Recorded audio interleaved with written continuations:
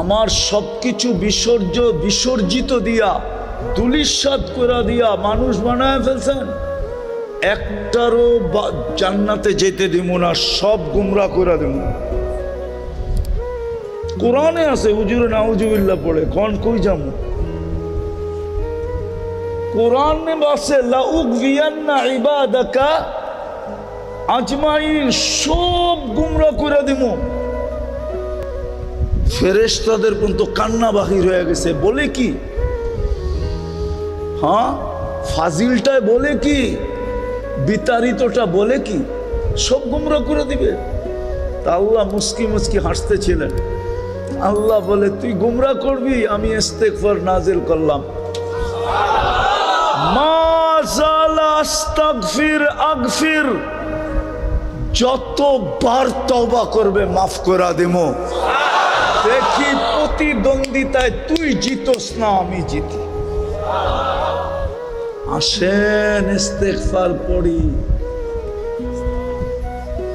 তওবা করি, তওবা। এই জন্যই তো আমি চিৎকার দেই, হায় আমার জাতি যদি সারাদিন কিছু নাও করতো, ঘুমানোর আগে যদি হাত দুটা উঠায় বলতো মালিক তুই জানিস পিঠের টান পেটের টান, সারাদিন তোর কাছে আসতে পারি নাই, তুই ডাকছ আমি শুনছি, তারপরও আমি তোমার কাছে আসতে পারি নাই। এখন তো ঘুমাইতে চললাম, সকালে তুমি উঠাইলে উঠবো, নাইলে আর উঠা হবে না। আমি তোমার কাছে মাপ চায় ঘুমাইতেছি মালিক, তওবা করে ঘুমাইতেছি। কসম, মুসলমান যদি এতটুক করত, নারী যদি করত, পুরুষ যদি করত, যুবক যদি করত, বৃদ্ধ যদি করত। ইস্তেগফারের বরকত আপনারা জানেন না যে ইস্তেগফার কত বরকত নিয়ে আসে। ওলামাদের থেকে জেনে নিয়েন ইস্তেগফারের বরকত কি। ইস্তেগফারের ভিতরে বরকত আছে, বরকত। তাইলে আমাদের ঘাম, মাথার ঘাম পায়ে ফেলতে হতো না, এত বরকত হইতো আমাদের কামাইতে, রুজিতে, আমাদের ঘরে, আমাদের জীবনে। খোদার কসম আমরা বরকত বেচেই চলতে পারতাম।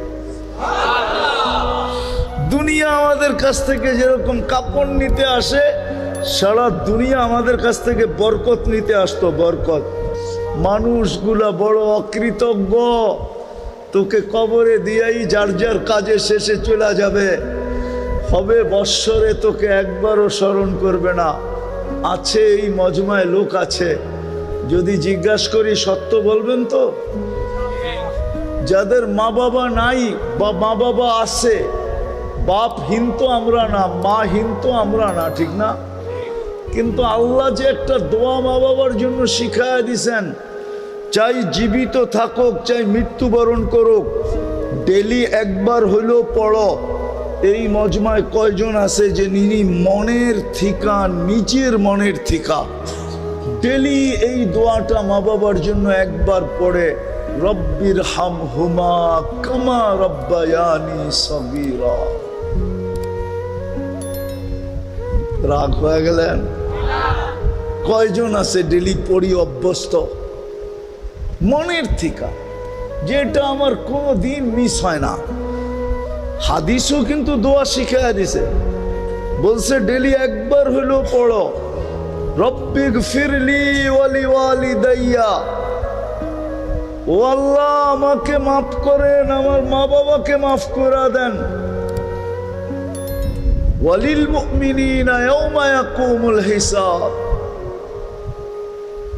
একবার হইলেও ডেলি পড়ো।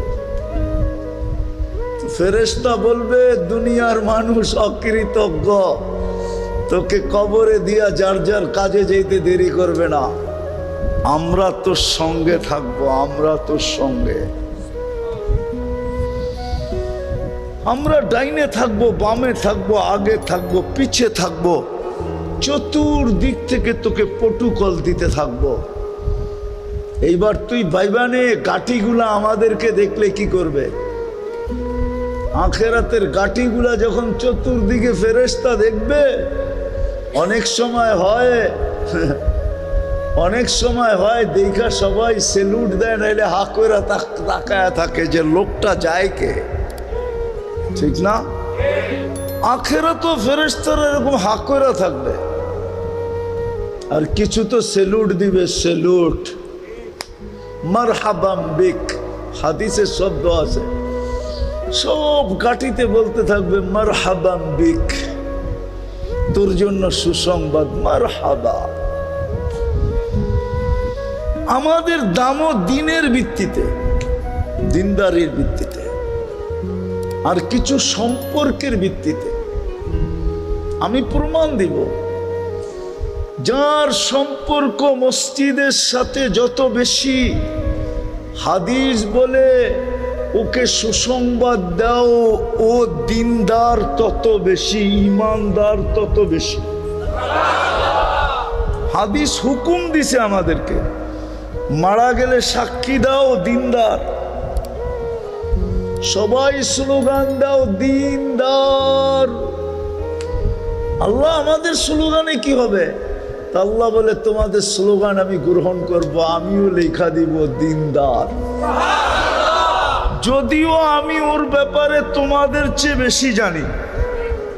হাদিসে কুদসি দিতেছি, আল্লাহ বলে তারাকতু ইলমি কাবিলতু শাহাদাত আবদি, আমি তোমাদের সাক্ষী গ্রহণ করব, কাবিলতু শাহাদাত আবদি তারাকতু ইলমি, আমি আমার জানাকে ছেড়ে দিব, তোমাদের সাক্ষী গ্রহণ করব। যে বৃষ্টিটা যদি না হতো তাহলে লোকে লোকারণ্য হতো, কিন্তু এটাও সত্য যে ওয়াটার সেলুট উপর থেকে চলতেছে। ওয়াটার সেলুট মনে হয় আপনারা চিনেন না, এই সম্বন্ধে আপনাদের অভিজ্ঞতা খুব কম। দুনিয়াতে যখন কোনো দেশ নতুন প্লেন কিনা আনে, তো এয়ারপোর্টে নামার পরে দুই দিক থেকে পানি ছিটাইতে থাকে, এটাকে বলে ওয়াটার সেলুট। আজকের আয়োজনটা আল্লাহর কাছে গ্রহণযোগ্য বিদায়। মানুষ আর পানি ছিটাইলে কতটুক ছিটাবে, তো আল্লাহ স্বয়ং নিজে কুদরত দ্বারা ওয়াটার সেলুট দিতেছে। হ্যাঁ, এটা কবুলিয়তের আলামত। সংখ্যা জরুরি না, সংখ্যা একজন হোক, কবুল হইলেই এটাই হলো মেন উদ্দেশ্য। আজকের পরিস্থিতিটা হলো কবুলিয়তের নিদর্শন।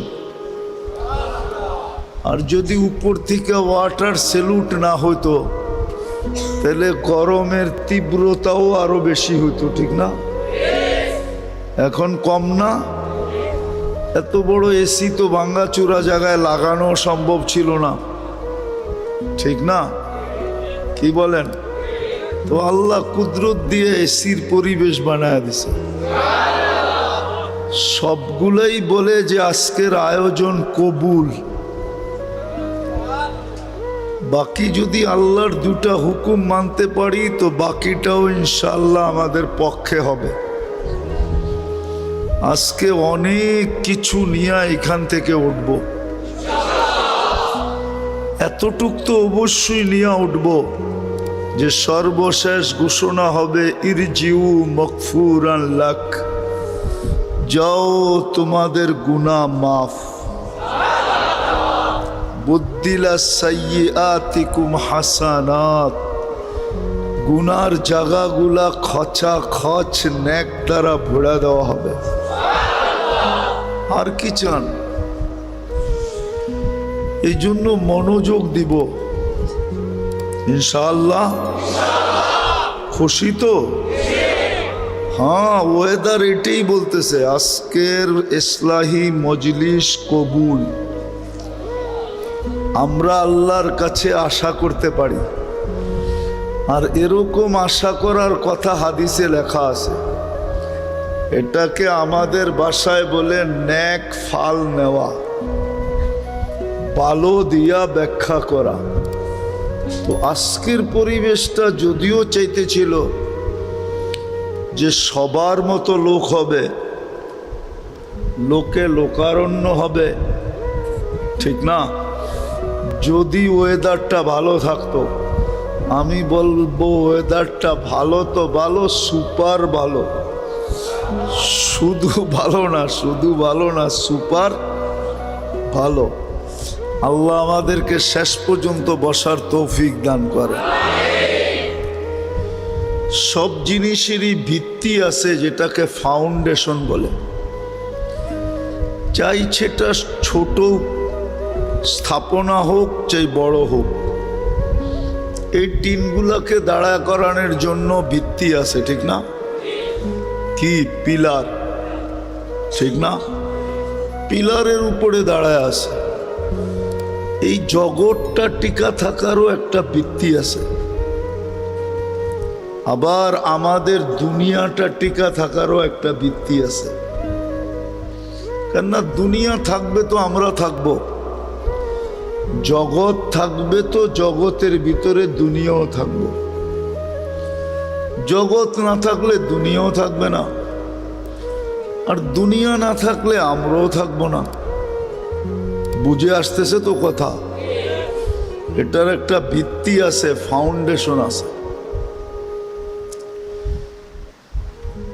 আর এটা জগৎটাও যিনি তৈরি করছেন, দুনিয়াটাও উনিই তৈরি করছেন। আবার আমাদেরকেও উনিই তৈরি করছেন, ঠিক না? কি বলেন? না, জগৎটা একজন বানাইছে, দুনিয়াটা আরেকজন বানাইছে, আমাদেরকে আরেকজন বানাইছে না, সব কিছু একজনই বানাইছে। কে? আল্লাহ, ঠিক না? কে বানাইছেন? আল্লাহ বানাইছে।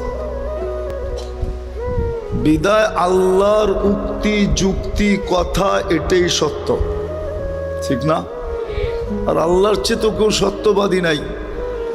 আর এটাই কোরআন বলে, ওয়ামান আসদাকু মিনাল্লাহি কিলা, আল্লাহর চেয়ে সত্যবাদী কেউ নাই। ওই আল্লাহই বলতে চাইতেছেন জগৎটা কতদিন টিকা থাকবে। জগৎটা অতদিন টিকা থাকবে যতদিন দিন থাকবে। দিন থাকবে না বা দিনদার থাকবে, যতদিন দিনদার থাকবে জগৎটা টিকা থাকবে। দিনদার থাকবে না, জগৎটা থাকবে না। চাই জগৎটা যত উন্নত হোক। 100 বৎসর পূর্বের চেয়ে আজকে দুনিয়া অনেক উন্নত, ঠিক না? কাল সকালে যদি কিয়ামত আসে তো উন্নত দুনিয়ার উপরই তো আসবে, ঠিক না? কি বলেন? না দুনিয়াটা পিছে চলে যাবে? ঠিক দুনিয়া যত উন্নত হোক, এটাই বানানেওয়ালার সিদ্ধান্ত। ওয়া কওলুহুল ফাসল, আল্লাহর অকাঠ্য সিদ্ধান্ত। যতদিন দিনদার থাকবে, চাই এক সংখ্যা একজন থাকুক, ততদিন জগৎটা টিকা থাকবে। দিনদার থাকবে না তো জগৎ যতই টেকনোলজি সমৃদ্ধ হোক, যতই উন্নত হোক, যতই বিজ্ঞানসম্মত হোক, মানুষগুলা যতই আধুনিক আর স্মার্ট হোক, কিয়ামত চলে আসবে। এতটুক কথা তো বুঝে আসলো। জগৎটা অতদিন থাকবে যতদিন দিন দিনদার থাকবে, আর দুনিয়াটা অতদিন সুখের থাকবে। দুনিয়াটা অতদিন থাকবে যতদিন দুনিয়াতে 3 জিনিস থাকবে। কয় জিনিস? দেখেন, আগে বুঝানোর জন্য বলতেছি। কোনো এলাকায় মসজিদ দেখলে মন এটাই বলে যে এইখানে মুসলমান আছে, দিনদার আছে। নাইলে মসজিদ কেন হবে, ঠিক না? হ্যাঁ, সত্য তো। এটাই তো মন বলে। দেখার সাথে সাথেই মন কি বলে? মসজিদ দেখার সাথে সাথেই মন বলে মুসলমান আছে, দিনদারও আছে, নাইলে মসজিদ কেন হবে? দুনিয়ায় কত দেশ তো আছে, শত শত মাইল মসজিদ নাই, আছে না? না নাই? শত শত মাইল মসজিদ নাই। ওইখানে শত মাইল দেখা কারো মনে হয় না যে এখানে দিন আছে, দিনদার আছে। মসজিদ দেখলেই, মসজিদের সাইন দেখলে, সাইন বুঝেন তো, রাস্তায় মসজিদ লেখা থাকে না, এটা দেখলেই মনটা বলে এখানে মুসলমান আছে, দিনদার আছে। ঠিক এরকম মাদ্রাসা দেখলেই মনে হয় এখানে দিনদার আছে, দিন আছে, নাইলে এখানে মাদ্রাসা হবে কেন? জগৎটা টিকা থাকার ফাউন্ডেশন হলো দিন, দিনদার। আর দুনিয়াটা টিকা থাকার জন্য ফাউন্ডেশন হলো দুটা, তিনটা। দুটা থাকলে তৃতীয়টা থাকবেই। একটা হলো মসজিদ, একটা হলো মাদ্রাসা। যতদিন মসজিদ মাদ্রাসা থাকবে অতদিন বোঝা যাবে ওই এলাকায় দিনদার থাকবেই থাকবে। চাই একজন হোক, চাই মুয়াজ্জিন আর ইমাম হোক, চাই মুয়াজ্জিন, ইমাম, খাদেম, এই তিনজনই হোক, তারপরও বোঝা যাবে এখানে দিন আছে, দিনদার আছে, মুসলমান আছে। এই দুটা হলো দিন টিকা থাকার ভিত্তি। দুনিয়া টিকা থাকার ভিত্তি হলো দুটা, তৃতীয়টা থাকবেই থাকবে। একটা হলো মসজিদ, একটা হলো মাদ্রাসা। যতদিন এই দুটা থাকবে অতদিন দিন থাকবে। এই জন্য দেখবেন দুনিয়ার সবচেয়ে বেশি চেষ্টা এই দুটাকে মিটায়া দেওয়ার জন্য।